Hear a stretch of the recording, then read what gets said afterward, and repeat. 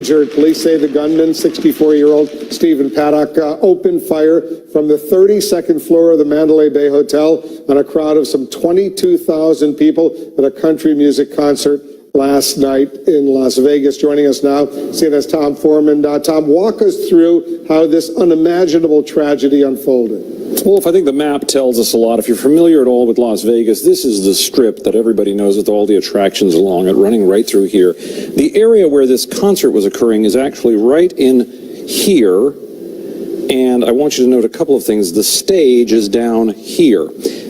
The shooter was over here on Mandalay Bay, somewhere up in this area, and that means he was shooting across the strip to hit the people in the concert. And to give you a better view of this, let's look at the range of what we're talking about here. From where he was shooting, some of these shots would have been in the neighborhood of 300 to 400 yards. What we know about the type of ammunition he is using, it is not necessarily exceptionally well suited to that range of shooting if you're looking for extreme accuracy, but as you pointed out before, that's not necessarily what people were looking for. Here's another way of looking at it. If you look at this aerial shot, this would kind of approximate the view that he would have had of the area. Look at this. This is where all of the concert goers would be. They're in an open area with the stage right over here. You can see how people would be typically at a concert sort of packed into the forward area of it. It doesn't have to be a terribly accurate shooter if they're simply laying a great volume of shots, as we heard in that gunfire there, into this area. I listened to a lot of the bursts. They're somewhere between 7 and 10 seconds at a pop, and then there's a pause, and then they come back in. Again, that would be consistent with some automatic weapons. But another part of the geography, really important to note here, Wolf, if this is approximately his viewpoint as he was shooting into this densely packed crowd, this is the main exit, the main entrance where people came in and where many people tried to go out. So they were actually coming toward the gunfire as they exited. And why would that happen? Well, in part because people typically, in almost all situations, want to go toward the way they came in. That's what they do. And also look at the crowd down here. This is in the middle of it all.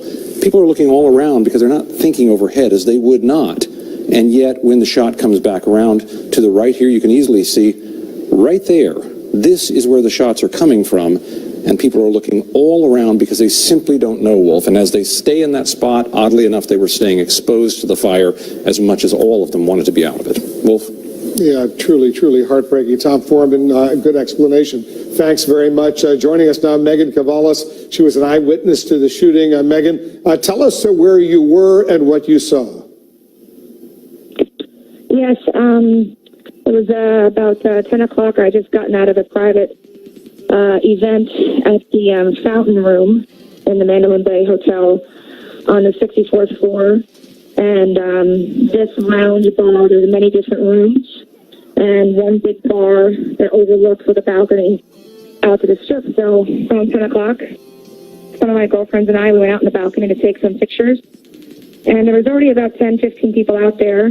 Right when I stepped out, I heard this nonstop fires, machine gun, and I knew instantly in my gut, I was like, that does not sound normal.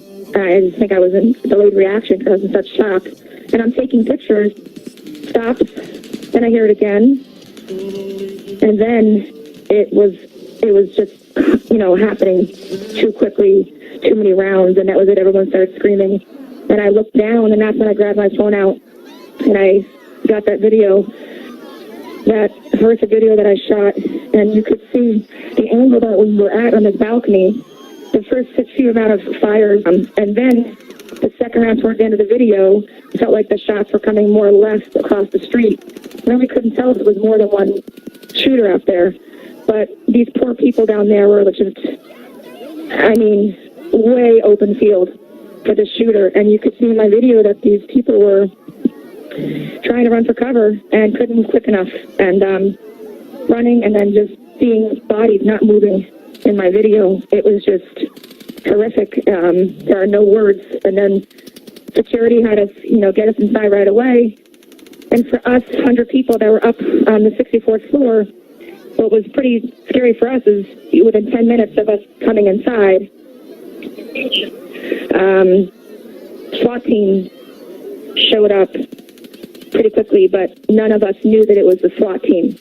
And Megan, you were on the you were on this balcony on the 64th floor of the Mandalay Bay Hotel. Yep. Is that what you're saying? Yes. And you were facing the concert. So he was on the 32nd floor. He broke a window and started firing his rifles, his weapons towards those concert goers. So you were right above him. How long did the gunfire last, based on your estimate? Oh, gosh. That fire would last a good 5-7 seconds. It stopped. Then it would last another 10 seconds. Then it stopped for 30 seconds. Then it picked back up again, another 10-15 seconds. It was so sporadic. But I could tell immediately this was a machine gun. This was nonstop firing. But when we came back in, that SWAT team came right in, screaming really intense, you know, get down, and all of us scattered for our lives because I thought it was the shooter that came up on our floor now because we did not know right away that it was the SWAT team coming in to, you know, secure us and make sure we were safe and also make sure that the shooter wasn't on our floor, knowing that we're near the, you know, up on the floor of the balcony. So we all ran for cover and I was on the ground for a good 10 minutes, hiding behind one of the couches and still not knowing that it was the SWAT team.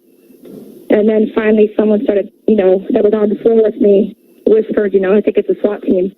But even in that moment, in my heart, I was like, okay, it might be the SWAT team, but how do we know that this is a legit SWAT team? That's the kind of stuff that goes through your head. And then they walked around and were checking the rooms, and I felt them come over me. There are no words. I mean, after the SWAT team was there, just a shock and a horror to even know how much longer this is going to go on.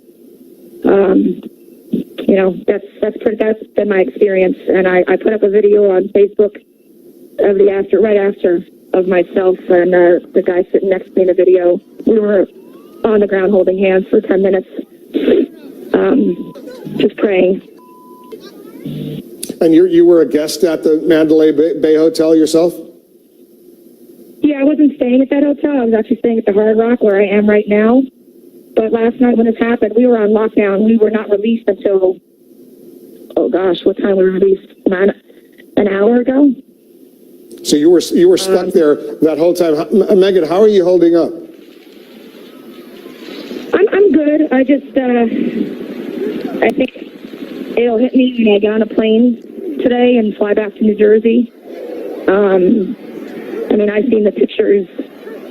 I've seen the pictures of these young, innocent people, bodies just laying on the ground out there, covered in blood, and people throwing their bodies over other people to protect them, picking up other people, trying to get them out of harm's way. In my opinion, this is just enough is enough. I mean, how many mass shootings do we have to have in this country before, you know, the laws are changed to protect us?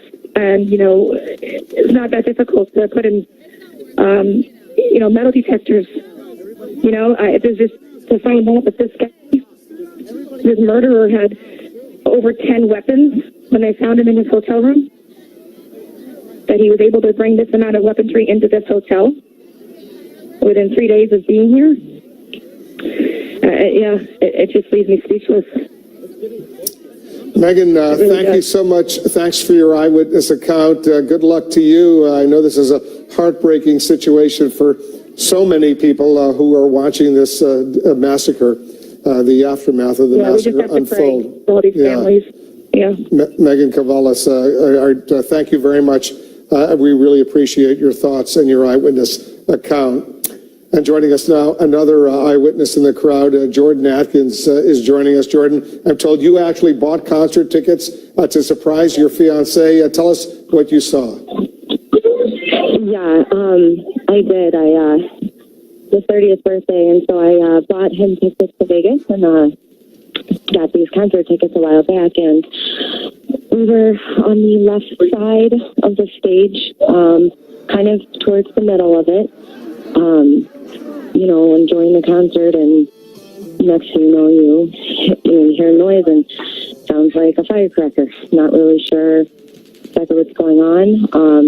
My fiance heard it again, and he looked at me and he told me to run. He goes, run. It was I was frozen. I didn't know what to do. We ran through the House of Blues. We were jumping over gates, running into the streets. I mean, cars didn't know what was going on. They see floods of people coming out into the street. It sounded like it was coming from inside of the concert, and nobody knew it was coming from the 32nd floor at the time.